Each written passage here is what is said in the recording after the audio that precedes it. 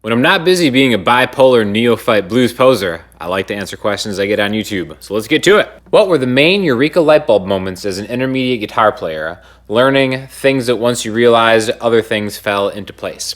Hands down, it is the power of the major scale. I played guitar for 5-6 years, whatever. I had no idea how important the major scale was, other than that it was something that everybody said was important, and I never really took it that seriously. I mean, I learned the major scale. I know it was do, re, mi, fa, sol, la, ti, do. I could do whatever, but I didn't really understand. It was only until I finally put it together, just taking different pieces, realizing that there are degrees, right? There's 7 notes in the major scale, do, re, mi, fa, sol, la, ti, do, the 8th one being the first one again. 7 notes, that's it.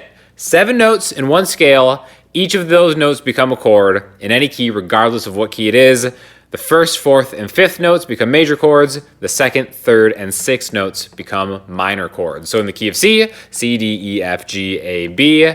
1, 4, and 5 are C, F, and G. C major, F major, G major sound great together. 2, 3, and 6 are D, E, and A. D minor, E minor, and A minor sound great together, stuff like that. It seems simple now. At the time, I kind of had an idea. I knew what chords sounded good together, but only because of just memorizing it and learning thousands of songs. But once I realized that scale degrees turn into chords no matter what key you're in, those same 7 notes are super important, then everything started making into place. Chord building came into place, like taking the 1st, 3rd, and 5th note from a scale, giving you a major chord, right? So like C major, the 1st note is a C, the 3rd note is an E, the 5th note is a G. 1, 3, 5, those combine to give you that C major chord.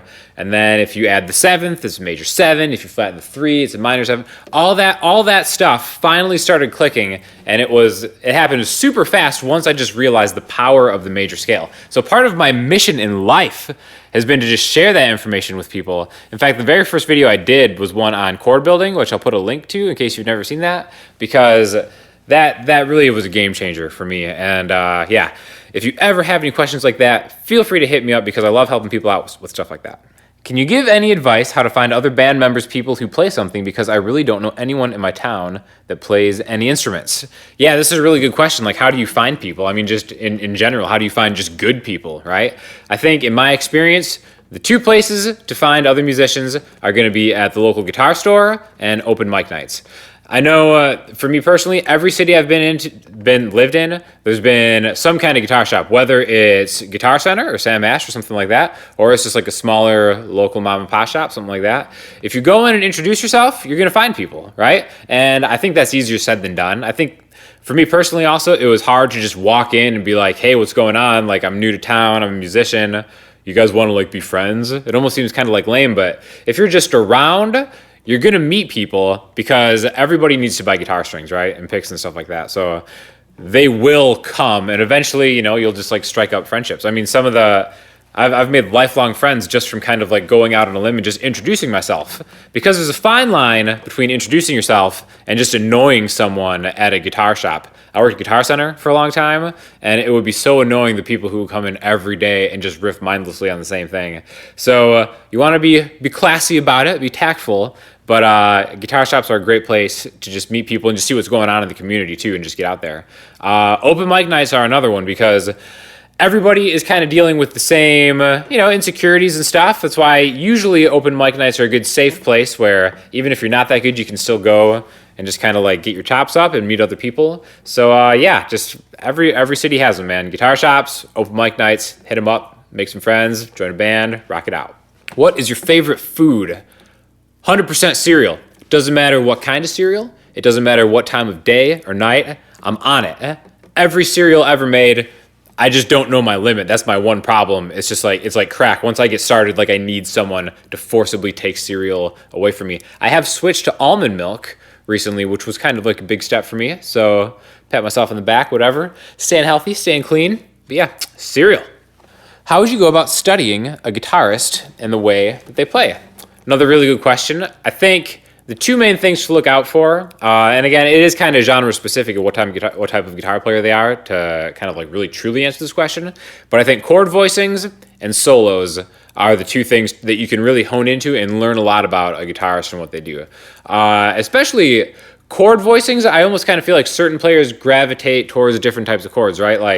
whether it's just regular bar chords or maybe they use higher voicings, like you might like Hendrix and kind of like the funkier type of chord voicings that he would use and kind of like how he would break chords up and stuff like that. And then like if you actually just learn a bunch of solos, you don't necessarily have to really study them in depth. If you just learn the solo and just kind of memorize it, you'll see the patterns of what's going on. Like for instance, like a guy like Carlos Santana, right? If you learn a bunch of Santana solos, you'll realize that like, wow, this is like a very creative way to use the minor pentatonic in like really any situation, which is awesome. I mean, that's what makes him kind of like a legend, is he's taken like a fairly simple scale and just perfected it and just made it his own into like a totally signature sound. So all the great guitar players have something signature about them, and I think really like learning their solos and kind of seeing how they go into a solo and kind of where they are on the neck and how they're moving around, that kind of couples with chord voicings. So really, like anything else, just, hit the books, hit the tabs and stuff like that, and then just kind of see the patterns that they use, because a lot of guitarists, that have their own sound have the same chord voicing, same patterns. There's something about them that makes it their sound. Sometimes it's the gear, and a lot of times, obviously, it's like their hands and stuff like that too. But really, just kind of like how they think about writing songs. I think you can tell a lot by chord voicings and solos. Do you have a Patreon? So if you don't know, Patreon is like an extra site where a lot of YouTubers go to maybe like do extra content, and you can pay something like, you pay $1 a month, you can pay like $10 a month, whatever, and then you kind of get access to all this kind of like secret content that maybe like when you're like a creator that you like kind of posts extra. It's a good way for like YouTubers or whoever to make extra cash and stuff like that. I personally do not have Patreon. I have no plans to do Patreon because I am a man of the people.